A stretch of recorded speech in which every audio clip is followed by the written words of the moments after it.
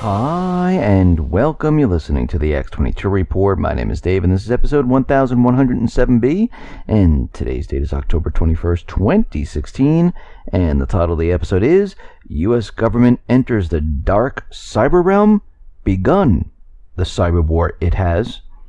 Let's get into the economic collapse, political and geopolitical news.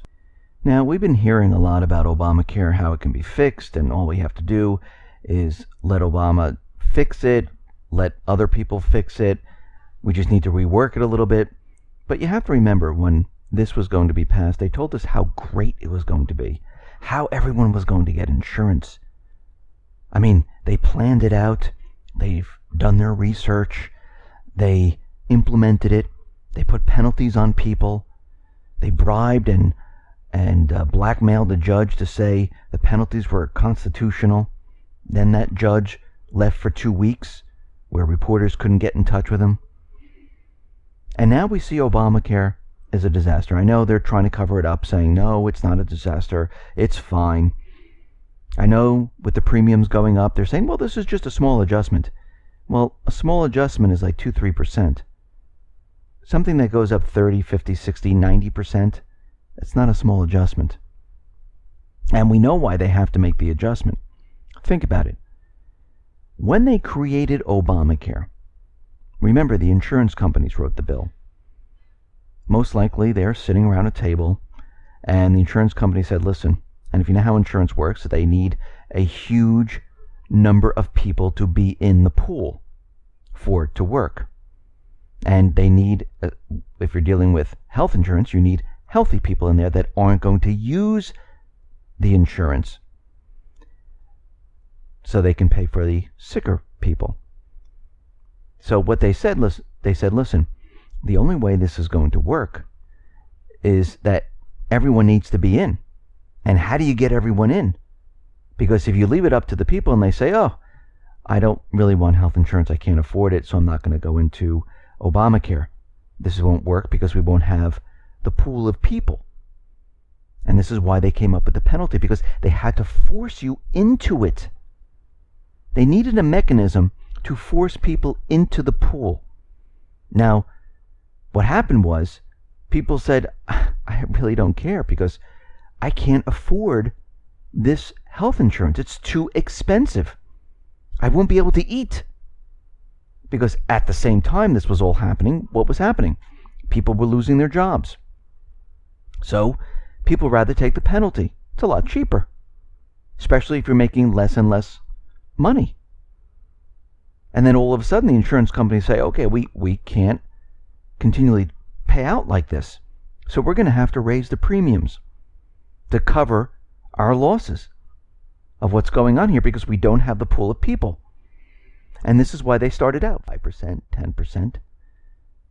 And as more and more people were on the health insurance and using it,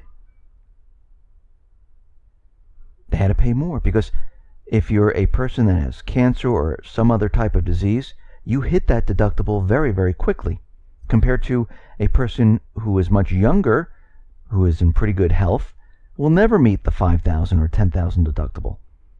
And that's what they were hoping.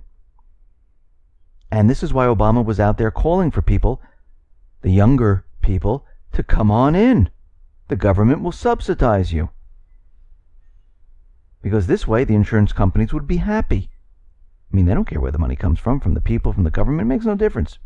But now we're at this point where Obamacare is getting completely out of hand, because the premiums are not going up by 10, 15%. They're going up anywhere between 30 and 90%, depending on where you live. I mean, if you live in Connecticut, Georgia, Indiana, Kentucky, Maine, Maryland, it's anywhere between 20 and 29%.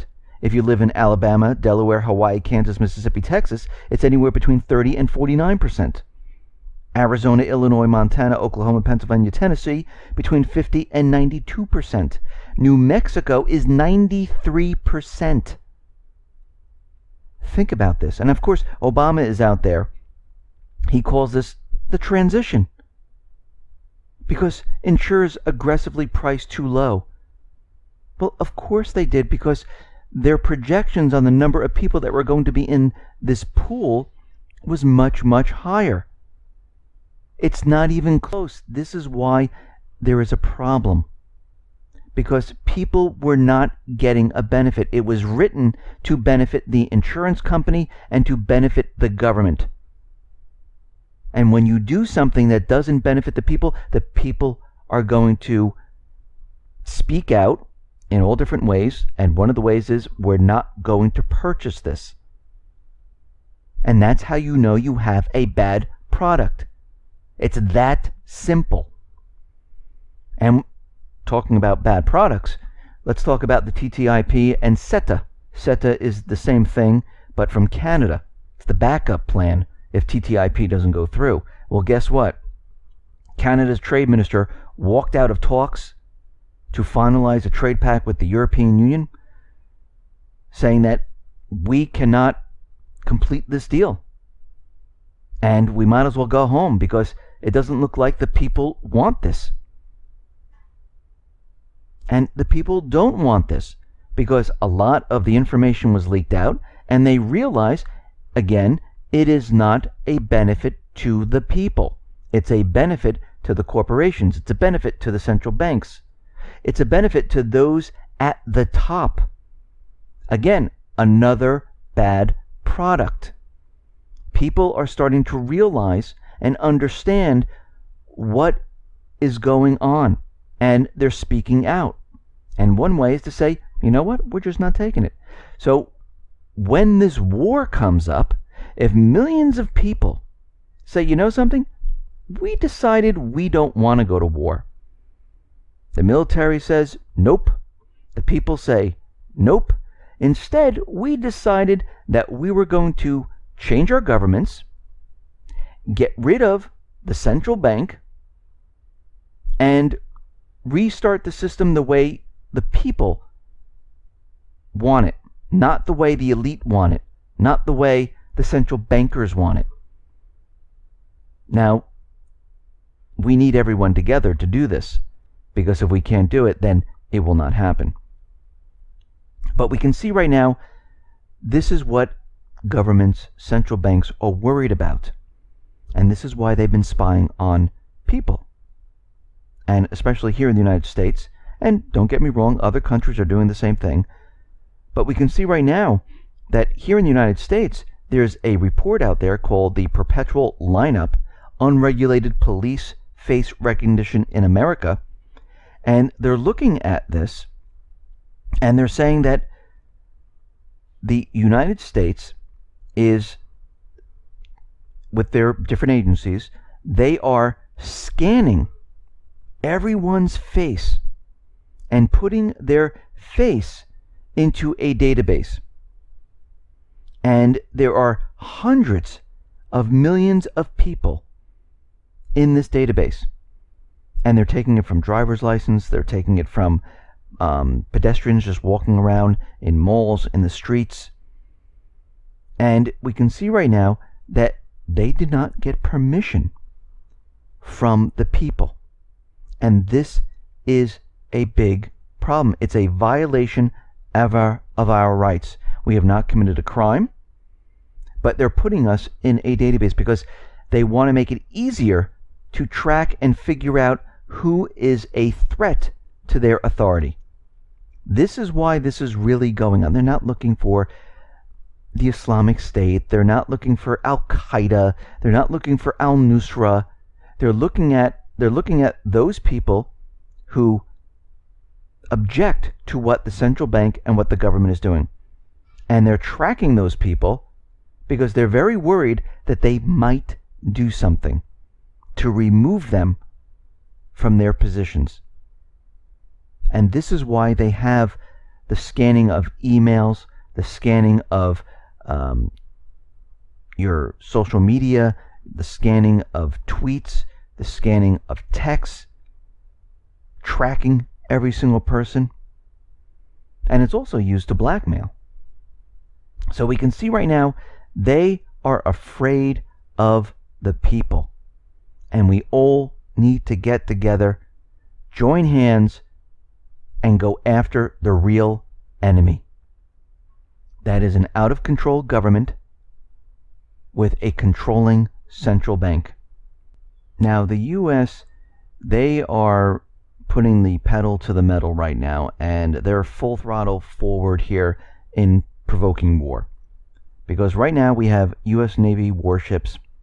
They're out in the South China Sea carrying out the freedom of navigation throughout the South China Sea. Now remember, the United States, they never signed the freedom of navigation. So they have their destroyers, and I'm talking about the U.S. government, who has their destroyers out in the South China Sea.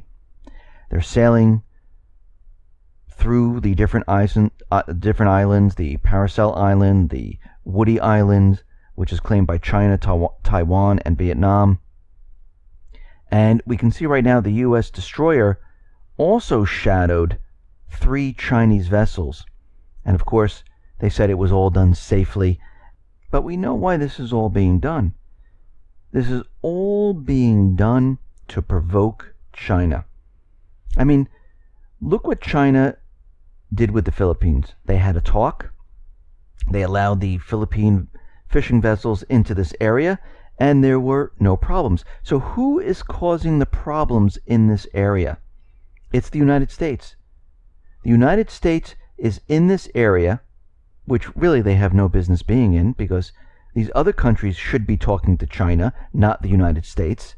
But the United States is out there, and they're sailing around and saying, we're going to follow these Chinese ships. We're going to do whatever we want. It's the freedom of navigation, even though we didn't sign it. And it's all about provoking war, because the hour is late. The economy is crashing. This debt-based system is crashing. And they know they don't have much longer. So they're going to accelerate the process right now. Now, out in South Sudan, we understand this is one of the countries where the United States government, central bankers wanted to go into, have regime change, but again, it didn't work out. China is involved in this country, and we can see the UN, which is being pressured by the United States, is telling the South Sudanese people, listen, you need to listen to us.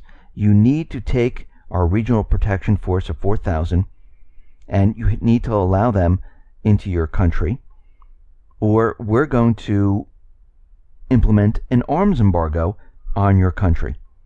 So we can see already the United States government central bankers, they are pushing for this because they want control of Sudan. And we see once again, the plan didn't go the way they thought it was going to go.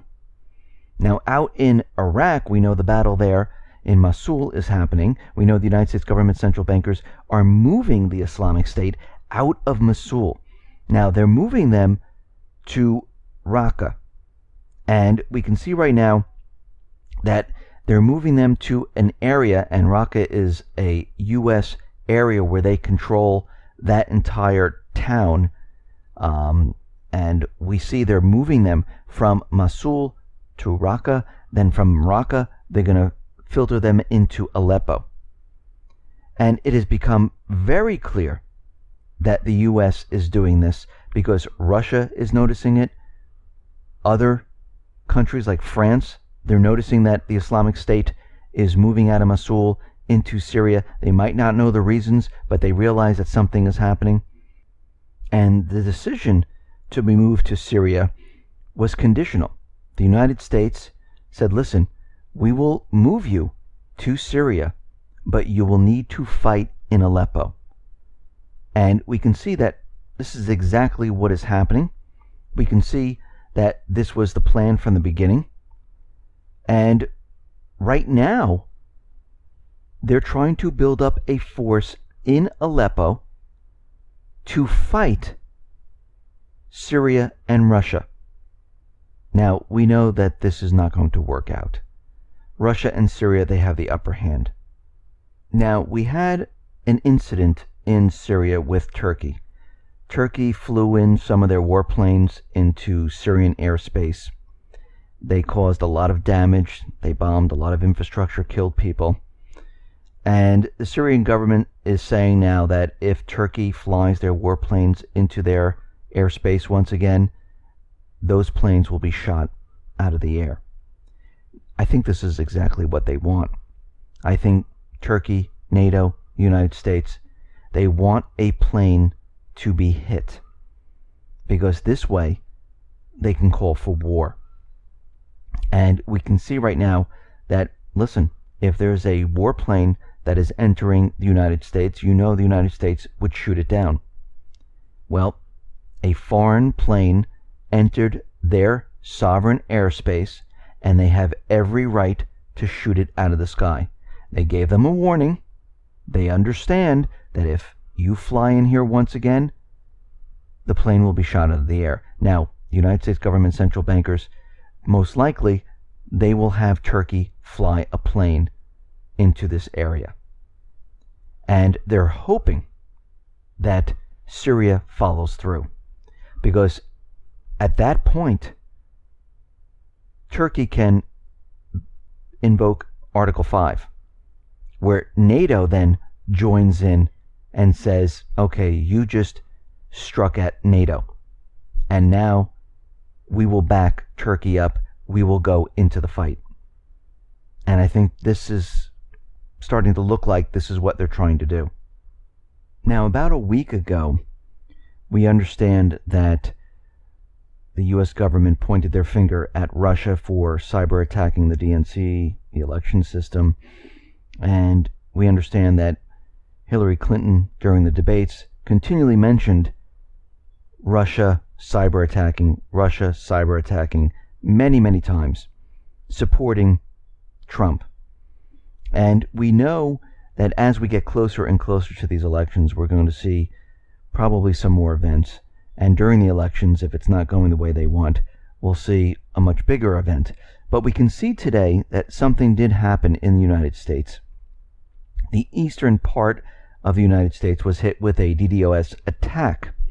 And many popular websites, you just couldn't get to them. Twitter, eBay, Etsy, GitHub, Vox, Spotify, Netflix, Reddit, PayPal, and many others. People were having problems getting to them. It started at 7 a.m. Eastern Time today, and it hit the DYN managed DNS infrastructure. And we can see right now, they thought they fixed it around 9:20 a.m., but it was not fixed. And 3 hours later, they said that the attack happened once again. Now, no one has claimed responsibility for the attack yet. A government official said the U.S. is looking at all possible scenarios, including possibly a cyber attack, which means within a day or two, or maybe 3, they're going to blame Russia, most likely. But we'll have to wait and see exactly what they do. And what's very interesting about this is that the DDoS attack, it's a lot of traffic hitting an area where you can't get to your sites. It really doesn't damage the site. It really doesn't. No one is stealing information. No one is planting malware on the site. This is a common high-level type of an attack. It's done frequently. And we can see right now, whenever we see something like this, where it is a surface type of an attack, and nothing is really damaged, because we've seen this in the past, most likely this was done by an agency here in the United States. And they don't want to destroy anything. They just want propaganda. And then they want to point their finger, because every time something like this happens and they come out with the answer of who did it within a day or so, you know it's completely fake, phony, and false. There is absolutely no way they track this down so quickly. Because unless it was someone in a basement who doesn't know what they're doing, they tried it for the first time, yes, maybe then. But if it's a state actor, they're going to be going from server to server, from country to country, and you'll never track this down. It is quite impossible, because if they were able to track all of this down, they would be able to stop spam email very easily. They'd be able to stop all these other types of attacks very quickly. But you can see right now it's very difficult to do. And it's very difficult for them to try to figure out where it came from. So every time you hear this after a day or so, you know it's completely fake. But we can see why they're going to be using this propaganda. And when you look at the internet traffic website, internettraffic.com, you can see that, yes, there were outages on the eastern seaboard because of so much traffic hitting these websites. And this is from the DDoS attack. And there was packet loss and things like that. So we can see right now they're most likely going to use this propaganda to show that Russia is cyber attacking. And this looks like this is in preparation for the elections coming up. Because as we know, if it doesn't go the way they want, they are prepared and ready to say that these election numbers that are coming out right now can't be real, because Russia most likely cyber attack. So we're going to have to postpone everything at this point. And you can see they're preparing for this. Listen, everyone, thanks a lot for listening. Be well, be safe, and especially be prepared. Thanks a lot.